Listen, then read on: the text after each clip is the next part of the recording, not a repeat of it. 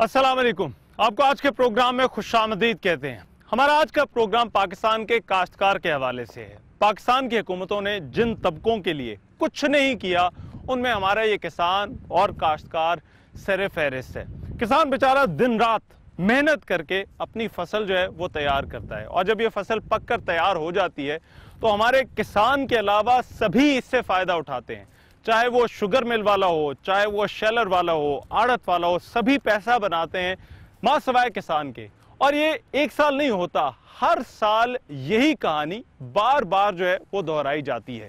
और किसान जो है वो बेचारा मजबूर होता है, अपनी फसल जब बेचने जाता है तो वो धक्के खाता है और कर्जों के बोझ तले दबता चला जाता है। बमुश्किल उसके घर का खर्चा पूरा होता है। और यही वजह है कि हमारी जो ज़रूरी ज़मीनें हैं, जो शानदार ज़रूरी ज़मीनें हैं, वो बिकना शुरू हो गई। हाउसिंग कॉलोनीज वहाँ पर बनना शुरू हो गई हैं। फिर इसी तरह से जो अगली नस्ल है, जो नौजवान नस्ल है, वो जो है वो इस हवाले से काश्तकारी के शोबे में, ज़राअत में आने के लिए जो है वो तैयार नहीं है।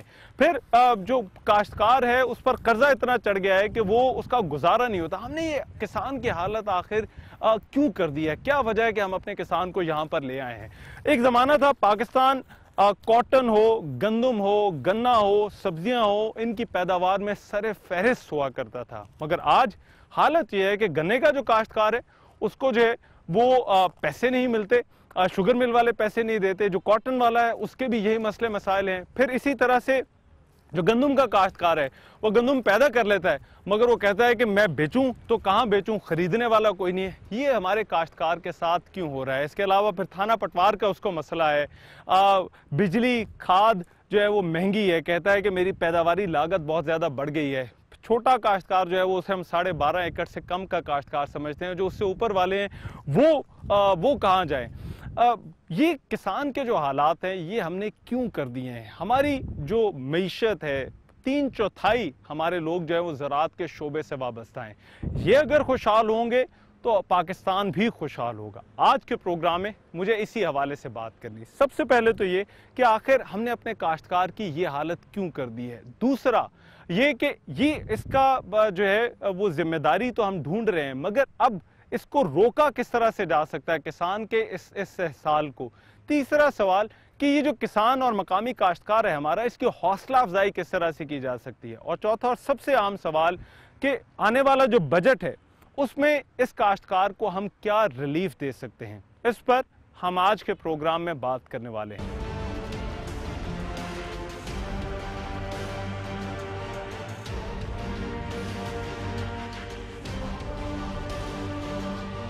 मैं इस वक्त सरगोदा में मौजूद हूँ और ये पंजाब का वो इलाका है जिसे मेनलैंड पंजाब कहा जाता है। और यहाँ पर जो बहुत ज़्यादा जो बड़ी तादाद है काश्तकारों की, किसानों की, वो छोटी लैंड होल्डिंग वाला काश्तकार है। तो उसके मसाइल क्या हैं, उसका इस्तेहसाल हो रहा है और उसको किस तरह से रोका जा सकता है। और यहाँ पर ये जो फसल गंदम की है इसकी कटाई अभी जारी है, और क्या काश्तकार की फसल बिक रही है या नहीं बिक रही, हुकूमत उस तरह से ख़रीदारी कर रही है या नहीं कर रही, और बाकी जो है यहाँ पर काश्तकारों से रिलेटेड क्या इश्यूज़ हैं, इस पर बात करने के लिए नदीम अफजल चंद साहब हमारे साथ मौजूद है। वैसे तो आपने इन्हें जो है वो पॉलिटिक्स पे जो है वो अक्सर बात करते देखा, मगर ये हमेशा किसानों की बात जो है वो लाजमी करते हैं, तो इनको अंडरस्टैंडिंग भी है इन मामलात की, तो इसीलिए हमने सोचा आज इनसे यहाँ पर बात की जाए। बहुत शुक्रिया जी, आपने हमारे लिए वक्त निकाला।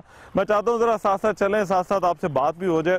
अच्छा, ये अब यहाँ पर इस वक्त जो है वो किसानों के मसाइल क्या है? यहाँ पर आपसे जब मेरी बात हो रही थी आपने कहा यहाँ पर ज़्यादा जो काश्तकार है वो छोटी लैंड होल्डिंग वाला है, तो क्या सबसे बड़ा मसला उसका क्या है? सबसे पहले तो मैं आपका शुक्रिया अदा करता हूँ कि आप एक ऐसे तबके के लिए प्रोग्राम कर रहे हैं जो यकीनन इस्लामाबाद में नहीं है। तो इस्लामाबाद से निकलें तो नज़र आता है होल्डिंग वालों की। जहाँ तक आप जिक्र कर रहे हैं तो ये सब छोटे किसान हैं, या 12 एकड़ से लेकर 25 एकड़ से बड़ा किसान कोई नहीं है, लेकिन ना इसको डायरेक्ट सब्सिडी मिल रही है। अब ये गंदम है तो इसके लिए लोगों को बारदाना नहीं मिल रहा, लोग धक्के खा रहे हैं। अब साथ ही सेंटर है, अगर आप चलना चाहेंगे तो मैं आपको सेंटर पे भी ले चलूंगा। आप देखेंगे किस तरह किसान का इस्तेसाल हो रहा है। अच्छा, तो बारदाना उसको मिल ही रहा, बारदाना भी दरमियान जो मिडल मैन है वो ले रहा है, और इसने जो रेवेन्यू रिकॉर्ड पे वेरिफिकेशन करवाए, बहुत लंबा एक गोरख धंधा इन्होंने बनाया। अच्छा, तो इस किसान की जो ये मुल्क चला रहा है, जो मैं समझता हूँ जो पार्लियामेंट में भी कहने को तो किसानों से भरी पड़ी है, लेकिन वो इंडस्ट्रियलिस्ट किसान अब आ गए। तो मैं समझता हूँ कि अब अच्छा, ये क्या वजह है? मैं क्योंकि आप सर आप खुद वहां पर रहे हैं, पर ये क्या मसला क्या है? इतना जिम्मेदार बैठा हुआ है पार्लियामेंट के अंदर, मगर इसके बावजूद जब भी हमने देखा पॉलिसी बनी है तो या शुगर मिल वाले के लिए बनी है, या जो है वो शेलर वालों के लिए बनी है, या जो है वो बड़े जिम्मेदारों के लिए बनी है। इमरान भाई, सबसे बड़ा तो जो किसान की जो इनपुट्स है ना, ये बहुत महंगी है। हमारा इंडस्ट्रियलिस्ट जो है ना, जो ट्रैक्टर तैयार करने वाला है या खाद तैयार करने वाला है, अगर गैस फर्टाइल को जितनी सब्सिडी मिलती है, वो फर्टिलाइजर को 37 बिलियन की सब्सिडी हम डायरेक्ट दे रहे हैं। लेकिन वो 37 बिलियन अगर आप डायरेक्ट किसान को दे दें तो यकीन करें कि ये किसान की इसकी बहुत हालत बेहतर हो जाएगी। अच्छा। अब जो भी किसान है, ये छोटे छोटे मकान देख लें, इनकी हालत देख लें, इनके कभी हाथों को हाथ लगाएं ना, तो आपको पता चले कि ये जो मजदूर किसान है, असल किसान है, इसकी हालत क्या है। अच्छा। इसके घर, ये साथ ही इनके घर भी हैं, आप इनके घर देखें तो आपको पता चलेगा कि मुल्क की खुशहाली इनके घरों में पहुंची है कि नहीं पहुंची। हालत यह है कि सब्सिडी डायरेक्ट जो है वो किसान को नहीं मिल रही, वो इंडस्ट्रियलिस्ट को मिल रही है। अच्छा। और अगर लोन लेने जाएं, पाकिस्तान में सबसे महंगा सूद पे जो कर्जा मिलता है वो किसान को मिलता है। अच्छा। 14 से 17% ज़री तरक्याती बैंक जो दे रहा है, और मेरा ख्याल है जो इंडस्ट्रियलिस्ट को मिल रहा है वो 5% पे 6% पे मिल रहा है। अच्छा। और जो इसकी इक्विटी 5 एकड़ की कीमत, आप ये 5 एकड़ है, इसकी कीमत कम से कम 70-80 लाख होगी। अगर इसी 5 एकड़ की वो नोट, ये बड़ी हैरान कुन बात है कि एक ऐसा तबका जो पहले ही जो है वो पिसा हो, मगर उसको कर्जा भी जब देने पर आते हैं, आप जरी बैंक से फोन करके चेक कीजिएगा या आज ही चेक कर लीजिएगा कि कितना, मैं तो खुद मैंने ट्रैक्टर लिया हुआ है, मैं दे रहा हूँ सूद। अच्छा। 14 से 17% उसके ऊपर सूद है। अच्छा, अब ये गंदम की फसल, अब ये कटाई हो गई है, फसलें जो है वो कट गई हैं, मगर अक्सर जो मैंने देखा है, यहाँ पर हम गए हैं, वहाँ पे लोग ये कहते हैं कि हमने फसल काट ली है, मगर अब ये फसल को खरीदने वाला कोई नहीं है। यहाँ पर क्या सिचुएशन है ये गंदम की फसल के हवाले से? रुपया रेट है गवर्नमेंट का, लेकिन मंडी के अंदर 1100 रुपये रेट है। किसान को बारदाना मिलता नहीं है, फिर वो आड़ती को देने के लिए तैयार है 1100 रुपये में, और आड़ती 100 रुपया देगा महकमा खुराक को, पास्को को, और वो 100 रुपया प्रॉफिट और वो कमाएगा, और उसको 1350 रुपये। गंदम हुकूमत नहीं खरीद रही गंदम? ये हुकूमत पूरी नहीं खरीद रही ना, हुकूमत कहाँ खरीद रही है? हुकूमत तो मेरा ख्याल है 50% भी नहीं। बारदाना मिल रहा है यहाँ पे लोगों को? प्रॉपर नहीं मिल रहा, बिल्कुल नहीं। अच्छा, ये तो वजीर आला साहब तो बड़ा वो सेंटरों के दौरे कर रहे हैं। मैं आपको बताऊं कि मुझे खुद अभी तक खुद भी नहीं मिला। अच्छा। मैं इस इलाके का पार्टी की वजह से नहीं मिला, ये वैसे नहीं मिला? अभी बारदाना कभी शॉर्ट है जी। अच्छा, बारदाना है ही नहीं। तो ये किसानों की जनरली जो शिकायत है कि बारदाना जो है वो नहीं मिल रहा। 10 एकड़ गंदम है, वो 2 एकड़ या 4 एकड़ बेच रहा है, उसके अलावा नहीं बेच। तो फिर क्या करेंगे? ये तो फसल अब कट कर तैयार है, और जो मंडी का रेट है, लागत भी जो है वो उसके अंदर पूरी नहीं होती, जितना जो है इस फसल पे खर्चा हो चुका हुआ। मुआशी कत्ल हो रहा है, और अल्लाह ना करे जब इसका कत्ल इस हद तक बढ़ जाएगा तो फिर मैं नहीं समझता कि इस मुल्क में क्या खुशहाली होगी। एग्रो बेस्ड इंडस्ट्री आपकी बंद हो जाएगी। काटन की हालत आप देख के आए होंगे मुल्तान में। अभी इस इलाके में गन्ने वालों की पेमेंट्स अभी फंसी हुई हैं। ये आपके साथ यूसुफ शुगर मिल है, बंद पड़ी है, मियाँ साहबान की है। 50 से 70 करोड़ रुपया किसानों का उसने देना है, चेक कर लें रिकॉर्ड पे। अच्छा। और इस पूरे इलाके में ये नून शुगर मिल है, इस दफा जितनी डकैती उन्होंने की है आप चेक कर लें। तो यहाँ पर गन्ने के काश्तकारों के साथ वही हो रहा है कि पेमेंटें जो है वो उनको नहीं मिल रही। आपकी सोच से ज्यादा जुल्म हुआ है। क्या अभी ये देते क्यों नहीं है चंद साहब? ये किसान के जो गन्ने का काश्तकार है ना, पहले तो उसकी कटौती हुई है। जब वो दिख गया उसको अगर 500 मन गन्ना था तो उसको 400 रुपए की कीमत मिली है। फिर 400 रुपए के ऊपर जब वो मुराद लेने जाता है तो उसको कहा जाता है कि 5% और। अच्छा, ये कटौती क्या है? कटौती से आपकी क्या मुराद है? ये फ्रॉड, ये वेट के अंदर। अच्छा, ये वेट के अंदर। तो सबसे पहले तो जो वहाँ पर जो है वो जो वेट के अंदर कटौती होती है, फिर कह रहे हैं जी वैरायटी नहीं है आपकी, प्रॉपर रिकवरी आपकी नहीं है, उसकी एक और कटौती होती है, डबल कटौती करते हैं। अच्छा, तो इसका मतलब है पैदावार के हिसाब से भी किसान को उतना नहीं मिल रहा जितनी वो पैदावार जो है वो शुगर मिल को डिलीवर करता है? नहीं, बिल्कुल नहीं मिल रहा। और फिर उसके बाद पेमेंटों का मसला? पेमेंटों का तो मैं समझता हूँ शुगर माफिया जो है इस वक्त 180 रुपए किसान को, और चीनी देख ले कहाँ पहुंची, 80 रुपए तक है ये कीमत। उस वक्त जब किसान की गन्ने की कीमत 180 थी, उस वक्त चीनी की कीमत 45 रुपए थी। खुद उन्होंने 25 रुपए किलो कीमत बढ़ा ली, किसान की कीमत नहीं बढ़ाई। अच्छा, मैं यही समझना चाहता हूँ ये सारा सिस्टम क्यों बना हुआ है? अगर आप ये दूसरी फसल की बात करते हैं तो आड़त की सब्सिडी दें, इंडस्ट्री को बेशक बचाएं, लेकिन इंडस्ट्री को किसान का खून ना पीने दे। नहीं मगर ये चंद साहब पेमेंट रख लेना, और किसान जो है वो मैं जितने भी लोगों से मिला हूँ वो किसान उसके ऊपर कुछ नहीं कर सकता सिवाय इंतजार के। शुगर मिल या बैंकों के पैसों पे चल रही है या किसानों के पैसों के ऊपर चल रही है, और प्रॉफिट कौन ले रहा है अरबों रुपया?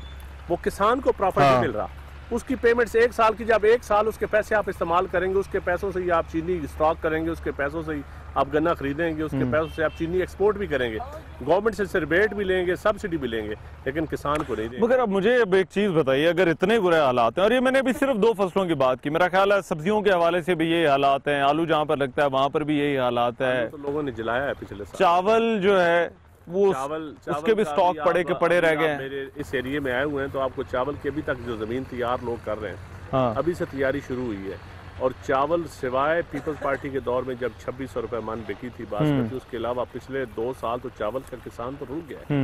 1000 रुपए से लेकर 1200। और कॉटन के भी मुल्तान में इस तरह हालात है, लोगों के पास लगाने के लिए पैसे नहीं है। सबसे बड़ी 2-3 या फ्रूट्स हैं या आपकी गंदम है या राइस है, गन्ना है, हाँ। तो इन फसलों में सब किसानों की हालत। मगर नदीम अफजल चंद साहब, अब आपने शुरू में जैसे कहा कि यहाँ पर जो है वो ज्यादा जो है छोटा काश्तकार है, मगर हुकूमत ने ये किया, हुकूमत ने छोटे काश्तकारों के लिए किसान पैकेज और किसान कार्ड दिए, और वो मेरा ख्याल है इसी तरह के इलाकों के लिए थे जहाँ पर ये 5-5 एकड़ 4-4 एकड़ वाला आपको काश्तकार मिले। क्या कोई फायदा हुआ है उसका? ये तो बहुत बड़ा पैकेज था। खुशी होती है अगर आपके साथ कोई हुकूमत का नुमाइंदा होता तो मैं इन किसानों के सामने उसे डिबेट करता कि किस किसान को आपने दिया, और इस किसानों के घर के चूल्हे से हमने तो जिसे बुलाया वो तो आने से इनकारी हो जाता है। एटलीस्ट मतलब मैं तो बहुत सारे लोगों से रब्ता करके बड़ी मायूसी हुई है। नहीं, वो इसलिए मायूसी हुई है, वो अवाम के सामने बात नहीं कर सकते। आपके स्टूडियो में तो बैठ के आएंगे ना, वहाँ तो अवाम होती नहीं है, वहाँ तो आपका कैमरा होता है या आप होते हैं, हाँ। लेकिन अवाम के दरमियान खड़े होकर बताए ना कि ये नहीं आए इस किसान को आपने क्या दिया, इसके ये 7 वाले घर हैं, इस घरों में क्या चूल्हा है, जल रहा है इनका चूल्हा नहीं, क्या इनके घर में रोटी है 2 वक्त की? तो किधर गया ये? तो मतलब कई सौ अरब रुपए का पैकेज था, और अरब रुपए जो है वो कोई मामूली रकम तो नहीं है। टोटल फ्रॉड है। मैं कहता हूँ जितनी इन्होंने 27 किलोमीटर एक मेट्रो बनाई है ना, उतने पैसे 1 करोड़ रुपया जिसकी सब्सिडी भी दे रहे हैं, और अगर अरबों रुपया सब्सिडी अगर वो ही सिर्फ किसान पे लगा देते ना, 27 किलोमीटर की मेट्रो पूरे पंजाब के एक किसान पे लगा देते तो पंजाब का किसान खुशहाल हो जाता। अच्छा, और वो किसान कार्ड का क्या बना? वो जो किसान कार्ड का भी कार्ड किधर है? इन लोगों से पूछें, किसी को किसान कार्ड मिला है तो आप पूछ लें इनसे। नदीम अफजल चंद साहब, बहुत शुक्रिया, आपने हमारे लिए वक्त निकाला। मैं इस वक्त फैसलाबाद में मौजूद हूँ, और मेरे साथ यहाँ के कुछ जो मकामी काश्तकार हैं वो बैठे हैं, और उनसे मैं ये जानना चाहता हूँ कि जो हमारा जो किसान है, जो हमारा जो काश्तकार है, तो आखिर उसका अभी इस वक्त सबसे बड़ा मसला क्या है, और उस मसले को ठीक अगर करना है तो उसके लिए क्या किया जा सकता है। बहुत शुक्रिया जी, आप लोगों ने हमारे लिए वक्त निकाला। क्या आप समझते हैं कि इस वक्त जो हमारा जो यहाँ का किसान है उसका सबसे बड़ा मसला क्या है? सबसे बड़ा मसला पानी का है। मैं जिस इलाके में रहता हूँ वहाँ गन्ना ज़्यादा काश्त होता है। गन्ने का जो सबसे बड़ा मसला है, मिडलमैन नहीं है। मेरी निगाह में मिडलमैन ठीक है, मिडलमैन किसी को कुछ नहीं कहता, को 2-3 रुपये अपना मार्जिन अगर ले लेता है तो कोई बात नहीं, अगर मिडलमैन ना हो तो ज़मींदार और ज़्यादा ख़राब हो। सबसे बड़ा मसला जो मिल वाले करते हैं वो गन्ने को काट लगाते हैं। अच्छा। खोरी के बहाने, नॉन वैरायटी के बहाने काट बहुत लगाते हैं। अच्छा। सबसे ज्यादा नुकसान मिल वालों ने काट का दिया। मगर पेमेंटों का मसला जो पेमेंट कदरे इस दफा बेहतर है, कदरे, लेकिन अभी पेमेंट फंसी हुई है बहुत सारी मिलों में। पेमेंट जिम्मेदारों ने लेनी नहीं है, अभी नहीं दे रहा है, वो महीना ठहर के दे देंगे। पेमेंट का इस दफा ज्यादा मसला नहीं है, ज्यादा मसला उन्होंने काट बहुत लगाई। अच्छा, ठीक है, इधर दीजिएगा जी। पेमेंट, ये जो गन्ने के जो काश्तकार है उनकी बड़ी शिकायत है, वो कहते हैं कि पेमेंट जो है वो फैक्ट्री वाले बहुत लेट कर देते हैं। क्या ऐसा ही हो रहा है? पेमेंट का मसला था कभी, अभी भी है, कम है। आगे तो साल भी पेमेंट नहीं देते थे। अच्छा। मिल बंद कर दिया, मुड़ के दोबारा भी चल पड़ी, फिर भी पेमेंट नहीं देते थे। अच्छा। ऐस दफा कुछ तो काश्तकार किस तरह से गुजारा करता है? वो आपने एक फसल लगाई है, वो बेची है, उसके पैसे आएंगे तो अगली फसल लगेगी। वो सर जी इदा फिर कर्जे शर्जे को लै लेंगे बिचों जिमीदार। अच्छा। ते उदा फिर जेडे जमीन ठेके दे बंदे उन्होंने मालकां ने ठेका लै ही लेना। बिचों कोई मेरे वर्गा हैगा, कोई होर कोई भैन भरा को फड़ फुड़ लैंदा, इदां गुजारा करदे हैगे। अच्छा। आपको क्या लगता है सबसे बड़ा मसला इसका क्या है? ਮਸਲਾ ਇਹ ਆ ਜੀ, ਸਾਨੂੰ ਤਾਂ ਮਸਲਾ ਬਹੁਤਾ ਇਹੀ ਬਣਿਆ ਆ ਪਾਣੀ ਵਾਲਾ। अच्छा। ਪਾਣੀ ਦਾ ਬਹੁਤ ਮਸਲਾ, ਪਾਣੀ ਨਾ ਪੂਰਾ ਸਾਨੂੰ ਮਿਲਦਾ हम्म। ਤੇ ਨਾ ਕੋ ਸਾਡਾ ਸੂਦ ਆਉਂਦਾ। ठीक। ਜਿਹੜੀ ਅਸੀਂ ਫਸਲ ਬੀਜਦੇ ਹਾਂ ਅੱਧੀ ਸੁੱਕਦੀ ਆ। ਬੰਦੀਆਂ 2-2 3-3 ਕਰੀ ਜਾਂਦੇ ਨਹਿਰ, ਡੀਜ਼ਲ ਤੇ ਖਰਚਾ ਬਹੁਤ ਆਉਂਦਾ। ਬਿਜਲੀ ਲੋਡ ਸ਼ੈਡਿੰਗ, ਘੰਟਾ ਪਾਣੀ ਟੂਬਲ ਚੱਲਦਾ, 1 ਘੰਟੇ ਤੋਂ ਬਾਅਦ ਟੂਬਲ ਬੰਦ, खेत च पानी पहुंचता, पिछे मोटर बंद। अच्छा, ये बहुत मसला। ठीक है।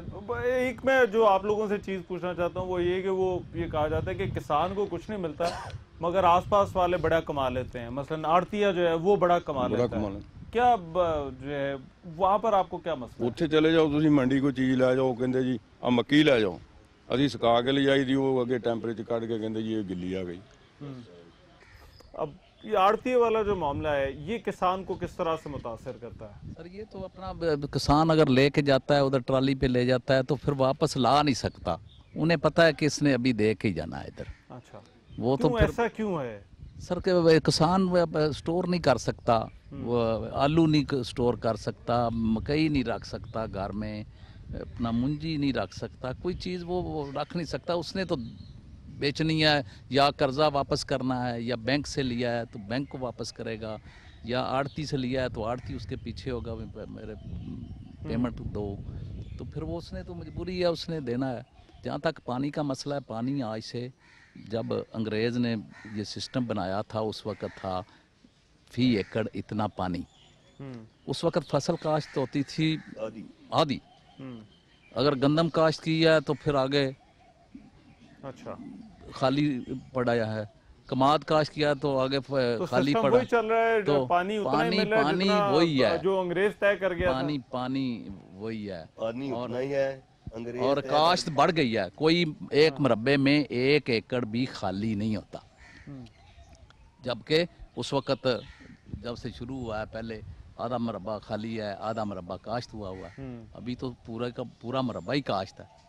अच्छा, एक फसल काटी है तो दूसरी काश्त कर दी है। बहुत शुक्रिया आप लोगों का। किसानों की मौजूदा हालत क्यों है और फिर इनके लिए क्या किया जा सकता है, इस पर बात करने के लिए मैं ज़रई यूनिवर्सिटी फैसलाबाद गया और वहां वाइस चांसलर डॉक्टर इकरार अहमद, जो कि पॉलिसी साजी में इस हवाले से इन्वॉल्व रहे हैं और मुल्क की सबसे बड़ी ज़रई जामिया के सरबराह भी हैं, उनसे मुलाकात की और पूछा कि हमारे किसानों की ये हालत आखिर क्यों है। पाकिस्तान में और ख़ासतौर पर पंजाब में 90% से ज़्यादा जो काश्तकार हैं वो छोटे काश्तकार की तारीफ में आते हैं। छोटा काश्तकार जो है उसकी हालत की खराबी की एक वजह तो यही है कि उसकी इकानमी ऑफ स्केल नहीं है। अच्छा, और जब इकानमी ऑफ स्केल नहीं है तो वो अंडर एम्प्लॉयड है, उसकी फैमिली की लेबर जो है अनअकाउंटेड फॉर है, ठीक, और फिर उसके मीन्स नहीं है कि वो ऑप्टिमाइज कर सके टेक्नोलॉजी को। अच्छा, जब वो ऑप्टिमाइज नहीं कर रहा टेक्नोलॉजिकल यूज को, तो इसका मतलब है कि उसकी यील्ड जो है वो फिर ऑप्टिमम नहीं है। अच्छा, तो ये प्रोडक्टिविटी गैप है छोटे फार्मर की लिमिटेशंस की वजह से। अच्छा, इसका मतलब ये हरगज नहीं है कि वो मेहनती नहीं है। अब ये गंदम की फसल हमारे सामने पड़ी हुई है। गंदम के काश्तकार का भी इस वक्त सबसे बड़ा गिला ये है कि मैंने फसल तो बना ली, पैदा कर ली, मगर इसको खरीदने वाला कोई नहीं है और हुकूमत को चाहिए कि वो इसको खरीदे। क्या ऐसा मुमकिन है हुकूमत के लिए कि किसान ने जितनी भी जो क्रॉप प्रोडक्शन हुई है उसको जो है वो हुकूमत खरीद ले? देखिए ये एक बड़ी अनयूजुअल गैर मामूली सूरत हाल है। अच्छा, यहाँ पे इस मुल्क ने कभी 26 मिलियन टन गंदम नहीं देखी थी। अच्छा, अल्लाह की रहमत भी हुई है और गवर्नमेंट की यकीनन इसमें एफर्ट भी शामिल है कि आपने इनपुट कास्ट कम की, फर्टिलाइजर पे सब्सिडी दी और फिर किसान को हौसला दिया और गंदम की बम्पर क्रॉप हो गई। और गवर्नमेंट की जो कैपेसिटी या उनकी प्लान था वो 4 मिलियन टन परचेज करने का था। अच्छा, 4 मिलियन टन की परचेज जो है वो 26 मिलियन टन के वॉल्यूम में बहुत छोटा कंपोनेंट है, तो इसलिए किसान जो है वो तो मुमकिन नहीं है। आप ये समझते हैं कि हुकूमत अगर चाहे भी तो हुकूमत के लिए पॉसिबल नहीं है? तो हुकूमत के पास अगर रुपया पैसा बैंक में हो भी तो फिजिकल इंफ्रास्ट्रक्चर नहीं है, कहाँ ले जाए? मगर डॉक्टर साहब बाकी मुल्कों में जिस तरह से इंडिया है, ऑस्ट्रेलिया है, यूएस है, वहाँ पर तो बाकायदा तौर पर हुकूमत जितनी भी फसल होती है वो खरीदती है। हमारे यहाँ इस तरह से क्यों नहीं हो सकता? देखिए ये सपोर्ट प्राइस मैकेनिज्म और सब्सिडी जो है ये दुनिया में बहुत बड़ा पॉलिटिकल इंस्ट्रूमेंट है। हमारा खासतौर पे इस रीजन में जो कंपटीशन है वो इंडिया के साथ है। तो इंडिया में कोई 28 कमोडिटीज़ हैं जिनके ऊपर गवर्नमेंट की जो है वो सपोर्ट प्राइस भी है और अनलिमिटेड प्रोक्योरमेंट पॉलिसी है। हमारे यहाँ सिर्फ वीट के ऊपर सपोर्ट प्राइस है और लिमिटेड प्रोक्योरमेंट है। ये एक्सपेक्ट नहीं किया।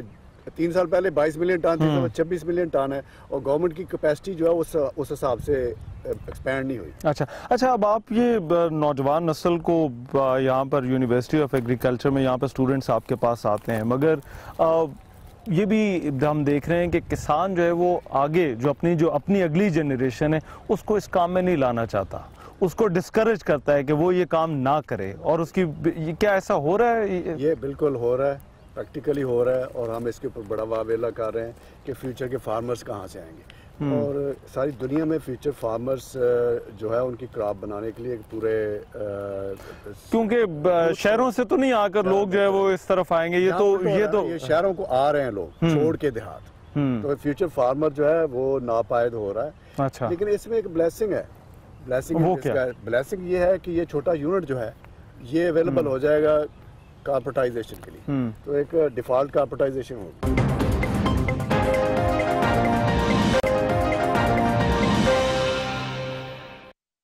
ज़राअत की हमारी मईशत में क्या कंट्रीब्यूशन है? सुल्तान अली आदिल जो कि ज़रई यूनिवर्सिटी में प्रोफेसर हैं एग्रीकल्चर इकोनॉमिक्स के, वो भी हमारे साथ आकर बैठे और मैंने यही सवाल उनके सामने रखा। ज़राअत इस वक्त मजमूई कौमी आमदन में 20% इसकी अकेले की कंट्रीब्यूशन है। 20% और ओवरऑल एम्प्लॉयमेंट अगर देखें तो 42% एम्प्लॉयमेंट डायरेक्टली एग्रीकल्चर के अंदर है।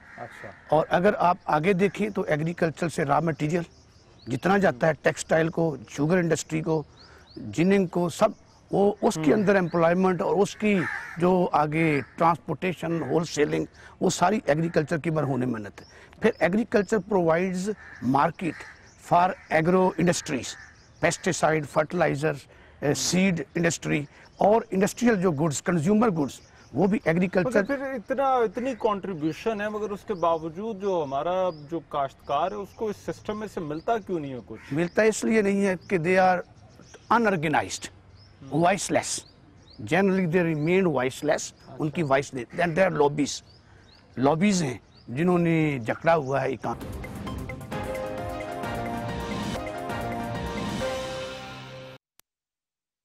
फिर इतनी कंट्रीब्यूशन है मगर उसके बावजूद जो हमारा जो काश्तकार है उसको इस सिस्टम में से मिलता क्यों नहीं है? कुछ मिलता इसलिए नहीं है कि they are unorganised, voiceless, generally they remain voiceless. उनकी वॉइस देन देयर लॉबीज हैं जिन्होंने जकड़ा हुआ है इकोनॉमी को।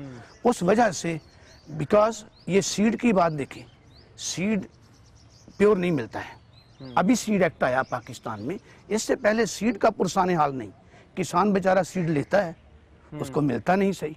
जब सही सीड ही नहीं है, बाकी जो मर्जी फर्टिलाइजर डाले, वो चीज़ें डाले, उसका आउटपुट वो चाह रहा है वो उसे नहीं मिलेगा, पहले आउटपुट ही नहीं मिलेगा।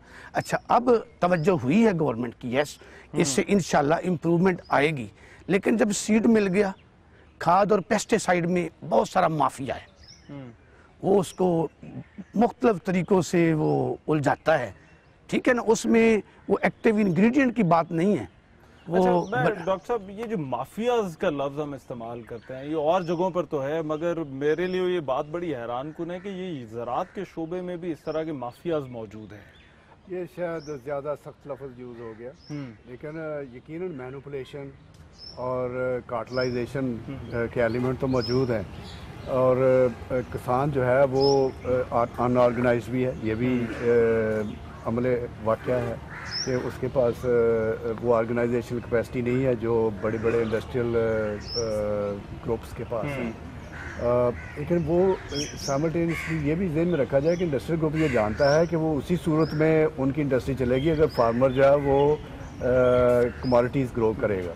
तो ये सिम्बियोटिक रिलेशनशिप होनी चाहिए जो कि किसी हद तक। मगर ये जो कहा जाता है यही माफियाज हैं जो ऊपर जाकर पॉलिसीज भी बनाते हैं और फिर ये वो पॉलिसीज बनाते हैं जो कि इनके लिए इनको सूट करती हैं, ना कि उस छोटे काश्तकार को सूट करती हैं जिसके लिए वाकई को पॉलिसी जो है वो बननी चाहिए। देखिए, लॉबिंग है ना, तो सारी दुनिया में लॉबिंग होती है, काश्तकार की लॉबी नहीं है, तो इसीलिए ये सारा बेचारा वो बैठा वो क्या लॉबी करेगा? जो पॉलिटिशियन है जिसके पास पैसा जा रहा है वो तो जैसे शुगर मिल वाले के पास जा रहा है या कोई बहुत बड़ा जो लैंडलॉर्ड है वो उसके पास जा रहा है। इसीलिए सरकार जो है पॉपुलर गवर्नमेंट या जो हमारी डेमोक्रेटिकली इलेक्टेड गवर्नमेंट्स होती हैं उनको सेंसिटिविटी इस बात की होती है, और जो पिछले 2 साल से आप देख रहे हैं तवज्जो शायद उसकी यही वजह है कि गवर्नमेंट समझती है कि ये वॉइसलेस सेगमेंट है, उसकी आवाज़ वो बनने की कोशिश कर रही है जो किसी हद तक बनी है, और अगर वो वॉइस बने रहेंगे तो उनको भी इलेक्शन में फ़ायदा होगा। अच्छा, मैं ये जो सुल्तान साहब फसल की बात हो रही है, अभी इस वक्त काश्तकार के लिए जो एक छोटा हाउस होल्ड है उसकी अगर हम इकोनॉमी को देखें, जो काश्तकार की इकोनॉमी, कितना मुश्किल है एक फसल से दूसरी फसल की जो ट्रांजिशन है। फिर हम ये भी बात करते हैं कि काश्तकार जो छोटा काश्तकार है उसने कर्जा भी बहुत उठाया होता है, वो एडवांस में पैसे उसने ले रखे होते हैं। अब तो ये कितना मुश्किल हो जाता है काश्तकार के लिए एक नई फसल के लिए जो है वो पैसे का इंतजाम। हमारा 90% किसान 12.5 एकड़ से छोटा है।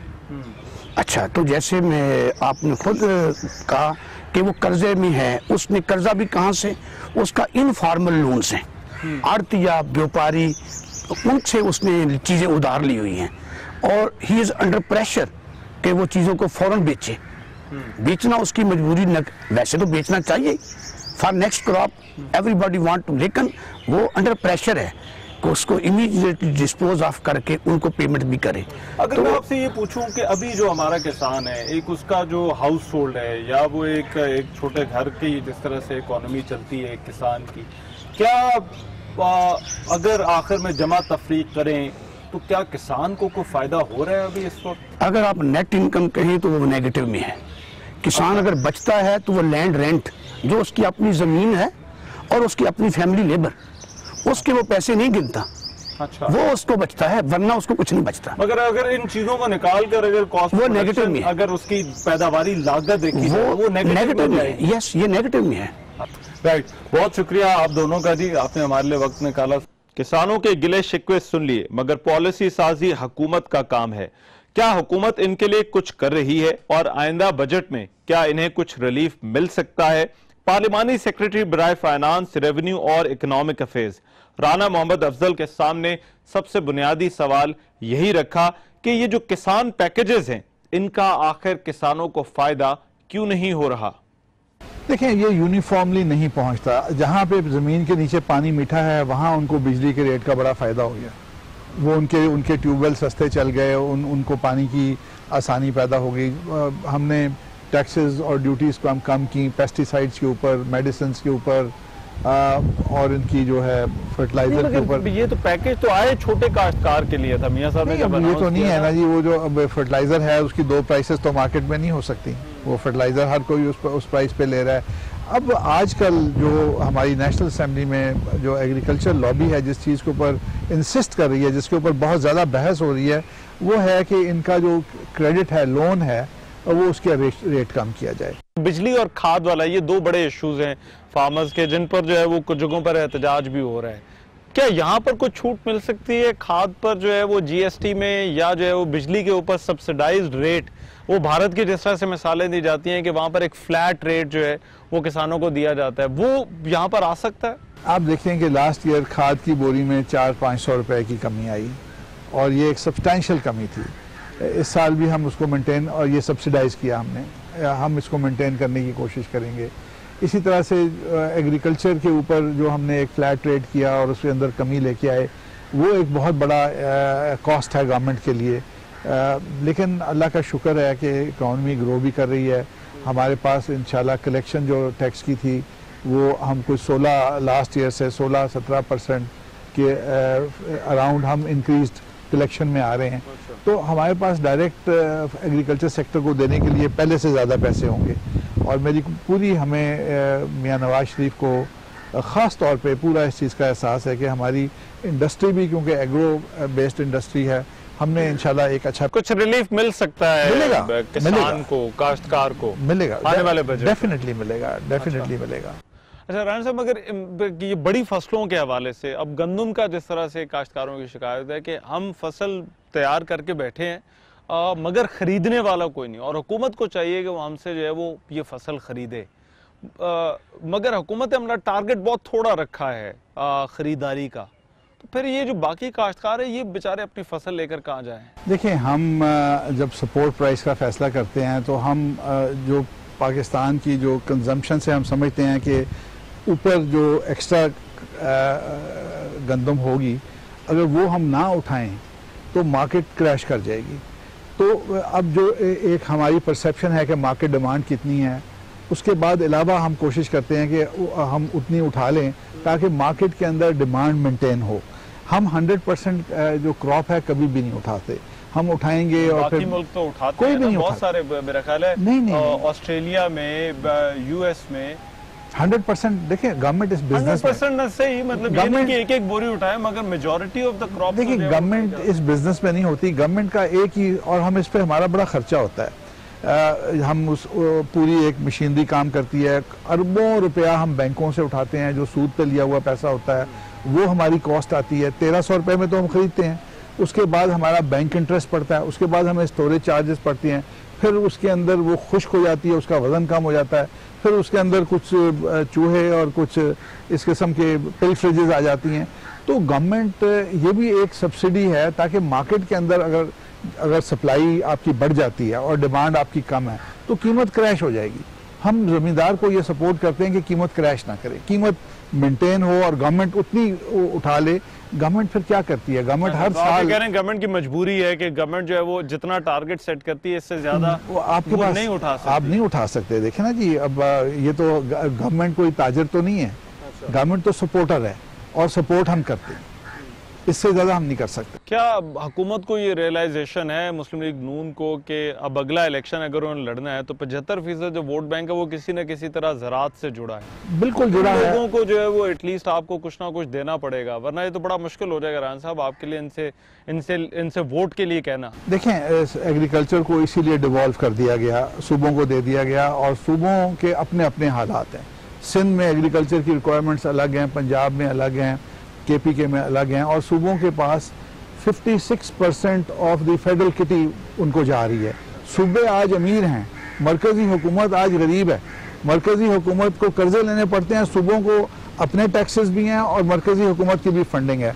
तो मैं समझता हूँ कि सूबाई हुकूमतें कर रही हैं इस तो पे। आपको ये लगता है कि अगर इस सेक्टर में सबसे ज्यादा जिम्मेदारी बनती है तो वो सूबाई हुकूमत की? यकीनन it is a devolve subject, वो सूबों को डिवॉल्व हो चुका है। खान साहब बहुत शुक्रिया, गुफ्तगू आपने सुनी राना मोहम्मद अफजल की। बहरहाल इसके अलावा वाकई इन हुकूमतों के पास कोई चारा नहीं, क्योंकि 2018 में जब इलेक्शन होगा तो इन्हीं काश्तकारों के पास, इन्हीं लोगों के पास दोबारा सूबाई हुकूमतों को जाना होगा, और वो तब मेरा ख्याल है उस वक्त एक इम्तिहान होगा। तब उस वक्त काश्तकारों को चाहिए कि वो पूछें कि हमारे लिए जो है वो इन्होंने क्या किया। अगर इस्तेसाल हो रहा था तो उसको रोकने के लिए जो है वो क्या किया इन हुकूमतों ने। बहरहाल एक अच्छी खबर राना साहब ने जरूर दी कि कुछ ना कुछ उम्मीद की जा सकती है कि आने वाले बजट में जो किसानों को जो है वो कुछ और रिलीफ मिलेगा। बहरहाल देखते हैं क्या रिलीफ मिलता है। आज के प्रोग्राम से इतना ही। मेज़बान ऐमान अज़हर को इजाज़त दीजिए। अल्लाह निगहबान।